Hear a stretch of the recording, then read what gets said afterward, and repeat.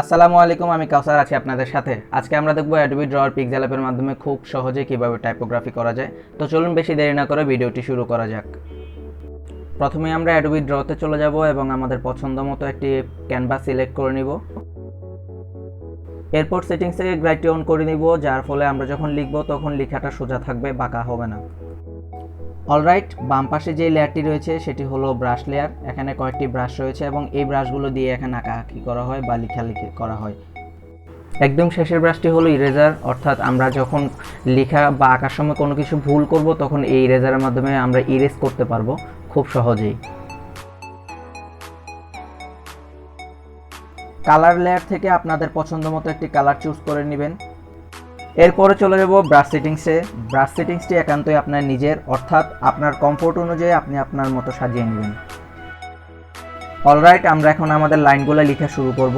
এক্ষেত্রে আপনি যত প্র্যাকটিস করবেন ততই আপনার লেখাটা ভালো হবে।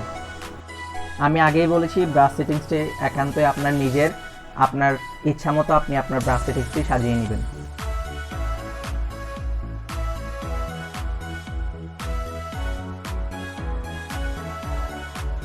লেখার সময় একটি জিনিস অবশ্যই খেয়াল রাখবেন, আপনি যেখানে প্রেসার বেশি দিবেন সেই জায়গাটা একটু ঠিক মোটা হবে এবং আপনি যেখানে প্রেসারটা কম দিবেন সেই জায়গাটা একটু চিকন হবে।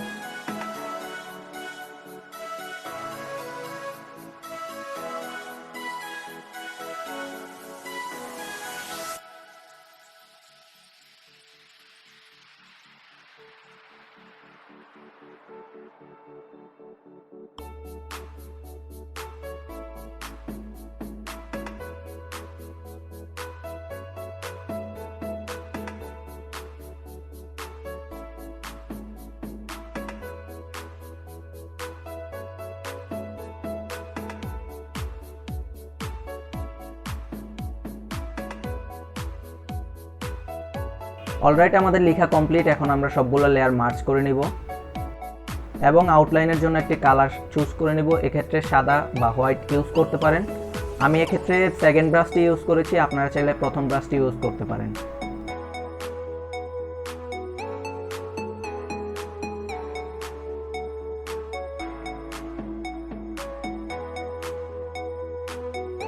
আমাদের লেখা কমপ্লিট। আমরা এখন এটিকে পিএনজি আকারে সেভ করে নিব এবং আমরা পিক্সেল অ্যাপ ওপেন করে নিব এবং পিক্সেল অ্যাপে আমরা গ্যালারি থেকে একটি সলিড ব্যাকগ্রাউন্ড চুজ করে নিব। প্লাস বাটনে ক্লিক করে আমাদের অ্যাডোবি থেকে যে লেখাটি লিখেছি তা আমরা এখানে ওপেন করে নিব।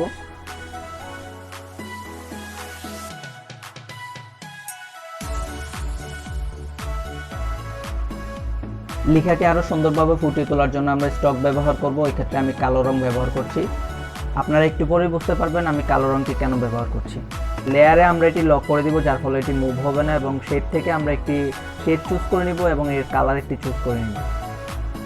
আবারও লেয়ারে চলে যাব এবং এটি ড্র্যাগ করে সিম্পলি নিচে নিয়ে আসব।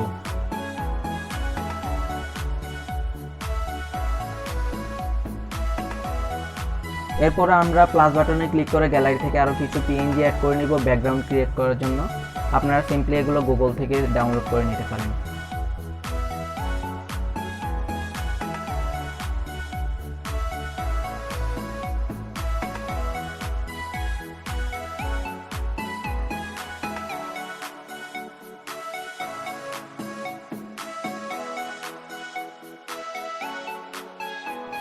ব্যাকগ্রাউন্ডের কালার ইরেজ করার জন্য আমরা চলে যাব কালার ইরেজে। কালার ইরেজ থেকে খুব সহজেই কিন্তু আমরা কালারটি ইরেজ করতে পারি, অর্থাৎ ব্যাকগ্রাউন্ড ইরেজ করতে পারি। অলরাইট, এটি ইরেজ ডান। এখন আমরা একটি কালার চুজ করে নিব এবং একটু মডিফাই করে সঠিক জায়গায় বসিয়ে দিব। এরপরে প্রয়োজনীয় টেক্সট অ্যাড করে নিব। টেক্সটটিতে ফন্ট এবং কালারের মাধ্যমে আপনি চাইলে আরও সুন্দরভাবে এটিকে ফুটিয়ে তুলতে পারেন অথবা ডিফল্টেও রেখে দিতে পারেন। আমরা আবারও শেপ থেকে কিছু শেপ ইউজ করে ব্যাকগ্রাউন্ডটিকে আরেকটু আকর্ষণীয় করে তোলার চেষ্টা করব।